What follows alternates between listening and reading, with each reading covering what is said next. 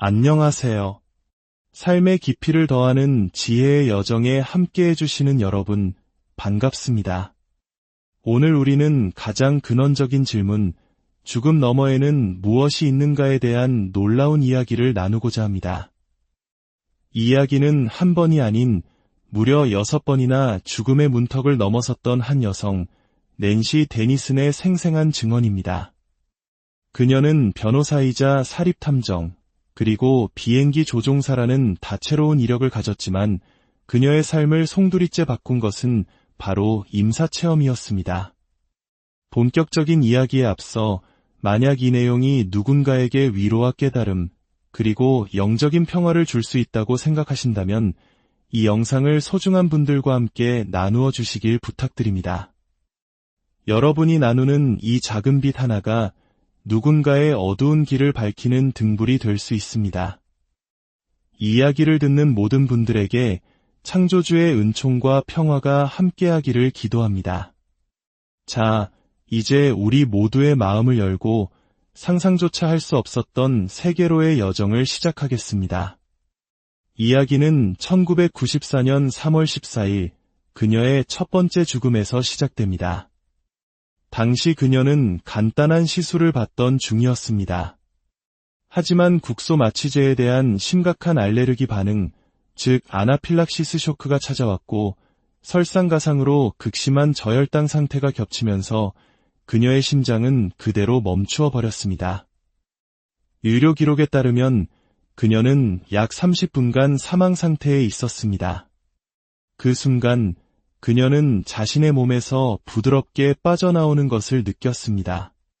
잠시 후 칠흑 같은 어둠이 그녀를 감쌌지만 그 어둠은 결코 두렵지 않았습니다.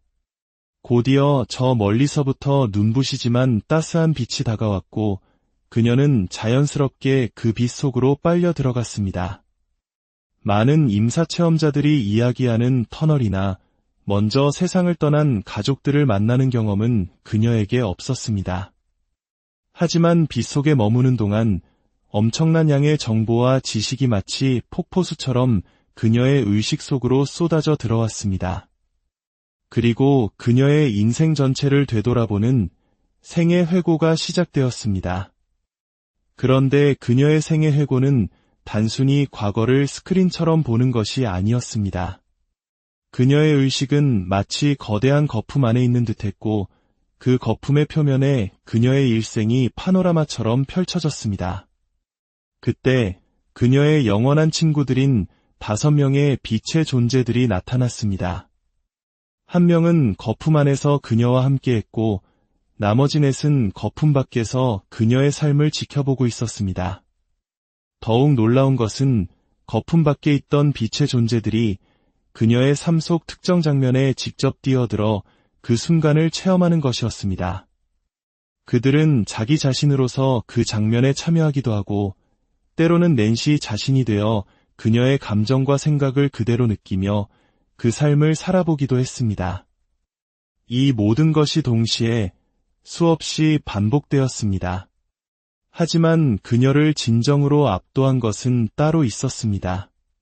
바로 자신이 이 지구에서의 삶 이전에 온 우주에 걸쳐 살아왔던 수천 개의 다른 생애들이 한꺼번에 기억나기 시작한 것입니다. 물고기로서, 거대한 고양이와 동물로서, 심지어는 다른 행성의 예계 존재로서 살았던 모든 삶들이었습니다. 모든 생각, 모든 말, 모든 행동, 모든 꿈과 희망, 그리고 모든 감각적 경험까지 그 수많은 생애의 모든 세부사항이 단 하나의 순간에 완벽하게 떠올랐습니다.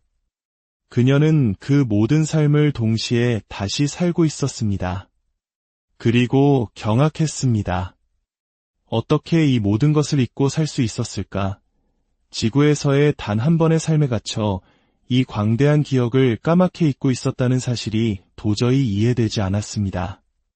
그녀가 기억해낸 가장 인상 깊었던 몇몇 생애들이 있습니다. 한 생애에서 그녀는 물고기였습니다. 어느 행성의 바다였는지는 모르지만 그녀는 보트가 지나갈 때 수면 가까이 헤엄쳐 올라가 그 물살의 거품 속에서 뒹구는 것을 무척이나 좋아했습니다. 프로펠러를 피해 물보라 속에서 햇빛이 물결에 부서지는 것을 느끼던 그 순수한 기쁨의 순간을 생생히 기억했습니다. 또 다른 생애에서 그녀는 표범이나 퓨마와 같은 거대한 고양이과 동물이었습니다. 네 발로 땅을 딛고 걸을 때마다 묵직하고 털이 복슬복슬한 배가 좌우로 출렁이는 감촉, 발바닥이 흙에 닿는 느낌을 똑똑히 기억했습니다. 가장 흥미로운 생애 중 하나는 4개의 셔틀 조종사로서의 삶이었습니다. 한 번은 빛나는 표면에 비친 자신의 모습을 보았는데 인간의 형태를 하고 있었지만 이마와 머리에 단단한 뿔 같은 돌기가 솟아 있었고 눈동자는 주황색이었습니다. 눈꺼풀은 위아래뿐만 아니라 양옆으로도 닿쳤습니다. 그녀는 거대한 우주 정거장에 정박할 수 없는 대형 우주선들에게 물자나 승객을 실어 나르는 셔틀 파일럿이었습니다. 그때의 착륙 습관, 즉 수평으로 날아오다 활주로 근처에서 수직으로 뚝 떨어지는 방식이 지구에서 비행기 조종을 배울 때 무의식적으로 튀어나와 교관에게 여러 번 혼이 나기도 했습니다. 전생의 기억이 현생에 영향을 미친 것입니다. 그리고 그녀가 가장 사랑했던 생애는 바로 성운으로 존재했을 때였습니다. 그녀는 형형색색의 가스로 이루어진 거대한 구름, 그 자체였습니다. 수많은 입자로 흩어져 있었지만 그 모든 입자 하나하나에서 온전한 나를 느낄 수 있었습니다. 우주의 장엄한 색채가 눈앞에 펼쳐지고 자신의 입자들 사이로 차가운 우주 공간이 스며드는 감각은 그녀가 경험했던 그 어떤 것과도 비교할 수 없는 황홀경이었습니다. 이 모든 기억은 그녀의 첫 번째 죽음 동안 일어난 일이었습니다. 낸시는 자신의 경험과 지난 30년간 수천 건의 임사체험 사례를 연구하며 사람들이 겪는 사후세계 경험이 몇 가지 단계로 나뉜다는 것을 깨달았습니다. 첫 번째는 유체이탈 단계입니다. 많은 임사체험 보고가 사실 이 단계에 머무릅니다. 육체를 벗어났지만 아직 진정한 사후세계로 들어가지 않은 상태에서도 빛의 존재를 만나거나 정보를 받는 등 놀라운 경험을 할 수 있습니다. 두 번째는 건너가는 단계입니다. 터널이나 동굴 같은 통로를 지나는 느낌처럼 어딘가로 이동하고 있다는 감각이 드는 시기입니다. 이 단계의 끝에 빛이 나타나며 이 빛 속으로 들어가야 비로소 사후세계에 진입하게 됩니다. 세 번째는 문턱 사후세계 경험입니다. 빛 속으로 들어간 대부분의 사람들이 겪는 경험입니다. 이곳에서 사람들은 무조건적인 사랑과 평화를 느끼고 빛의 존재나 먼저 간 가족을 만나기도 합니다. 수정도시나 아름다운 초원 같은 풍경을 보기도 하는데 낸시는 이것이 실제 장소가 아니라 육체를 떠난 영혼의 충격을 완화시켜주기 위해 근원이 보여주는 현현이라고 설명합니다. 즉, 영혼의 믿음과 기대에 맞춰 편안함을 주기 위해 일시적으로 만들어진 이미지라는 것입니다. 이 단계의 사람들은 대부분 아직 너의 때가 아니다라는 말을 듣거나 보이지 않는 경계에 막혀 더 나아가지 못하고 다시 육체로 돌아오게 됩니다. 마지막으로 네 번째, 확장된 사후세계 경험입니다. 낸시 자신을 포함해 그녀가 연구한 2,000명 중 단일 7%만이 겪은 극히 드문 경험입니다. 이들은 어떤 경계에도 막히지 않고 사후세계의 더 깊은 곳으로 계속 나아갑니다. 그리고 그곳에서 우주의 근원적 진실과 마주하게 됩니다. 낸시가 생애 회고에서 경험한 것도 일반적인 회고와는 차원이 달랐습니다. 단순히 자신의 삶을 영화처럼 보는 것을 넘어 자신의 삶에 등장했던 다른 사람들의 내면으로 직접 들어가 그들의 생각과 감정을 느끼고 그들의 관점에서 자신의 행동을 바라보게 되었습니다. 그 사람은 왜 나에게 그런 눈빛을 보냈을까? 그 행동은 어떤 의미였을까? 와 같은 모든 질문에 대한 답을 상대방이 됨으로써 직접 깨닫게 된 것입니다. 이것은 마치 우리가 흔히 말하는 역지사지의 궁극적인 형태를 우주가 직접 가르쳐주는 것과 같았습니다. 이를 통해 우리는 자신의 관점만이 유일한 것이 아니며 모든 사람의 행동에는 그들만의 이유가 있다는 것을 이해하게 됩니다. 이 과정은 인간적인 판단과 편견에서 벗어나 모든 존재를 무조건적인 사랑으로 바라보는 영적인 상태로 돌아가도록 돕는 전환 과정이었습니다. 이 깊은 체험 속에서 그녀는 인류가 신 또는 하느님이라 불러온 존재의 본질에 대해 알게 되었습니다. 그녀의 빛의 존재 친구들은 그 존재를 우리들의 나머지라고 불렀습니다. 낸시는 이제 그 존재를 근원이라고 부릅니다. 그녀가 깨달은 근원은 우리가 종교에서 배워온 인격적인 신과는 전혀 달랐습니다. 그것은 하나의 존재이자 동시에 거대한 집합체였습니다. 수십억, 수조 개의 영혼들로 이루어진 하나의 거대한 의식 현상이었습니다. 즉, 우리 각자의 영혼은 그 근원의 일부이며 문자 그대로 우리 모두가 근원의 한 조각이라는 것입니다. 이해하기 어려운 개념이지만 그녀는 두 가지 비유를 들어 설명합니다. 첫째는 소설가와 그가 창조한 등장인물들의 관계입니다. 소설가는 수많은 개성 있는 인물들을 만들어내고 그들의 모든 것을 알고 있지만 그 인물들은 모두 소설가의 마음속에서 나온 것입니다.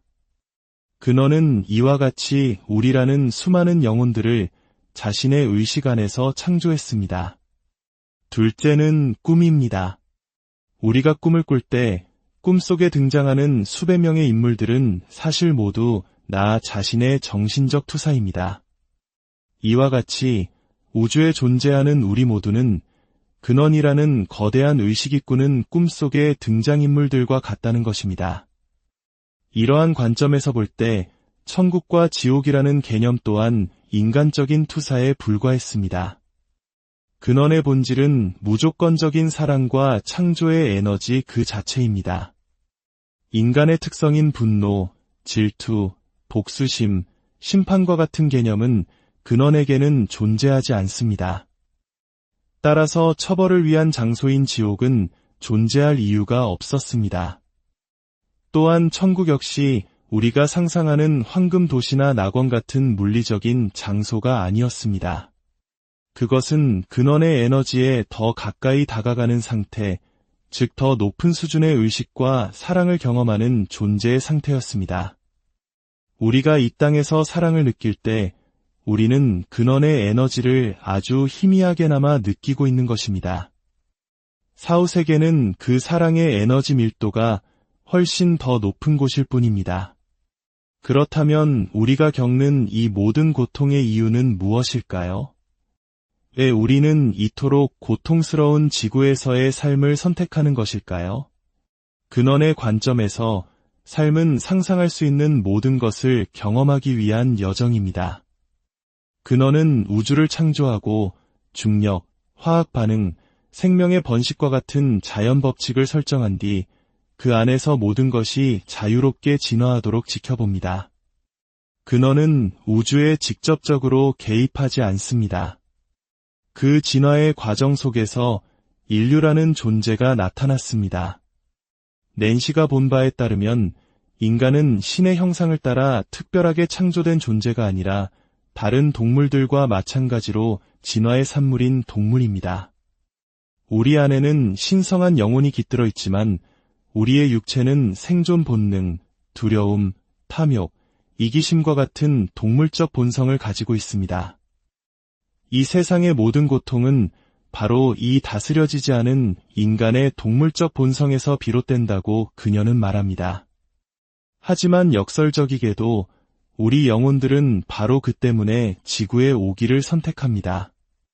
사후세계에서 지구는 거칠고 험난한 환경으로 알려져 있습니다. 예측 불가능한 자연과 길들여지지 않은 동물적 본성을 가진 인간들 사이에서 살아가는 것은 엄청난 도전입니다. 그렇기에 가장 용감하고 강인하며 대담한 영혼들이 자신의 성장을 위해 이 험난한 지구 학교에 입학하기를 자원하는 것입니다. 케이크의 달콤함을 맛보기 위해 혹은 초콜릿의 황홀함을 느끼기 위해 기꺼이 고통을 감수하는 것처럼 우리는 이 짧고 강렬한 육체적 경험을 위해 이곳에 왔습니다. 낸시는 또한 종교의 기원에 대해서도 보았습니다. 초기 인류는 천둥, 홍수, 지진과 같은 통제 불가능한 자연현상에 대한 극심한 두려움을 느꼈습니다. 그들은 이 두려움을 통제하기 위해 태양, 바람, 바다와 같은 자연현상의 인격을 부여하여 신으로 만들고 제물을 바치거나 기도를 통해 그 신들을 달래고자 했습니다. 즉, 종교의 시작은 두려움을 극복하려는 인간의 순수한 시도였지 근원이 직접 계시를 내린 것이 아니었습니다. 그녀가 본 미래의 종교는 거대한 건물을 짓고 신을 숭배하는 형태가 아니었습니다. 근원은 숭배를 원하지 않습니다. 대신 각 개인이 자신만의 도덕을, 예를 들어 나는 거짓말하지 않겠다, 나는 훔치지 않겠다와 같은 자신만의 신념을 세우고 그것을 지키며 살아가는 것이었습니다. 그리고 종교에 쏟아붓던 막대한 자원은 가난하고 굶주리고 차별받는 이들을 돌보는데 사용되어야 한다고 했습니다. 그것이 바로 근원의 뜻에 더 가까운 삶의 방식이었습니다. 그녀의 여정은 근원의 핵심으로 더욱 깊이 들어갔습니다. 그녀는 5빛의 존재들과 자신의 에너지를 하나로 합치는 법을 배웠습니다. 그들의 에너지와 합쳐졌을 때 그녀는 그들이 살았던 수많은 물리적 생애들을 마치 자신의 것처럼 생생하게 경험할 수 있었습니다.